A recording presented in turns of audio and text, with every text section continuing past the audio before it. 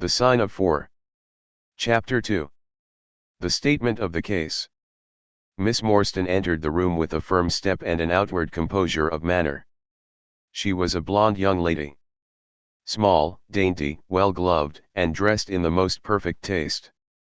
There was, however, a plainness and simplicity about her costume, which bore with it a suggestion of limited means. The dress was a somber grayish beige, untrimmed and unbraided. And she wore a small turban of the same dull hue, relieved only by a suspicion of white feather in the side. Her face had neither regularity of feature nor beauty of complexion, but her expression was sweet and amiable, and her large blue eyes were singularly spiritual and sympathetic. In an experience of women, which extends over many nations and 3 separate continents, I have never looked upon a face which gave a clearer promise of a refined and sensitive nature. I could not but observe that as she took the seat which Sherlock Holmes placed for her, her lip trembled, her hand quivered, and she showed every sign of intense inward agitation. "I have come to you, Mr. Holmes," she said, "because you once enabled my employer, Mrs. Cecil Forrester, to unravel a little domestic complication. She was much impressed by your kindness and skill." "Mrs. Cecil Forrester," he repeated thoughtfully. "I believe that I was of some slight service to her. The case, however, as I remember it, was a very simple one." "She did not think so. But at least you cannot say the same of mine. I can hardly imagine anything more strange, more utterly inexplicable, than the situation in which I find myself." Holmes rubbed his hands, and his eyes glistened. He leaned forward in his chair, with an expression of extraordinary concentration upon his clear-cut, hawk-like features. "State your case," said he, in brisk, business tones. I felt that my position was an embarrassing one. "You will, I am sure, excuse me," I said, rising from my chair. To my surprise, the young lady held up her gloved hand to detain me. "If your friend," she said, "would be good enough to stop, he might be of inestimable service to me." I relapsed into my chair. "Briefly," she continued, "the facts are these. My father was an officer in an Indian regiment, who sent me home when I was quite a child. My mother was dead, and I had no relative in England. I was placed, however, in a comfortable boarding establishment at Edinburgh, and there I remained until I was 17 years of age. In the year 1878 my father, who was senior captain of his regiment, obtained 12 months' leave and came home. He telegraphed to me from London that he had arrived all safe, and directed me to come down at once, giving the Langham Hotel as his address. His message, as I remember, was full of kindness and love. On reaching London I drove to the Langham, and was informed that Captain Morstan was staying there, but that he had gone out the night before and had not yet returned. I waited all day without news of him. That night, on the advice of the manager of the hotel, I communicated with the police, and next morning we advertised in all the papers. Our inquiries led to no result, and from that day to this no word has ever been heard of my unfortunate father. He came home with his heart full of hope, to find some peace, some comfort. And instead," she put her hand to her throat, and a choking sob cut short the sentence. "The date?" asked Holmes, opening his notebook. "He disappeared upon the 3rd of December, 1878, nearly 10 years ago. His luggage remained at the hotel. There was nothing in it to suggest a clue. Some clothes, some books, and a considerable number of curiosities from the Andaman Islands. He had been one of the officers in charge of the convict guard there." "Had he any friends in town?" "Only one that we know of. Major Sholto, of his own regiment, the 34th Bombay Infantry. The major had retired some little time before, and lived at Upper Norwood. We communicated with him, of course. But he did not even know that his brother officer was in England.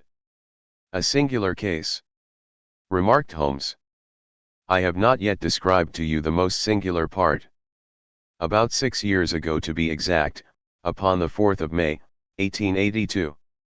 An advertisement appeared in the Times asking for the address of Miss Mary Morstan, and stating that it would be to her advantage to come forward. There was no name or address appended. I had at that time just entered the family of Mrs. Cecil Forrester, in the capacity of governess. By her advice I published my address in the advertisement column. The same day there arrived through the post a small cardboard box addressed to me, which I found to contain a very large and lustrous pearl. No word of writing was enclosed. Since then every year upon the same date there has always appeared a similar box, containing a similar pearl, without any clue as to the sender. They have been pronounced by an expert to be of a rare variety and of considerable value. You can see for yourselves that they are very handsome. She opened a flat box as she spoke, and showed me 6 of the finest pearls that I had ever seen. Your statement is most interesting, said Sherlock Holmes. Has anything else occurred to you? Yes, and no later than today. That is why I have come to you. This morning I received this letter, which you will perhaps read for yourself. Thank you, said Holmes. The envelope too, please. Postmark, London, SW date, July 7th. Man's thumb mark on corner, probably postman. Best quality paper. Envelopes at 6pence a packet.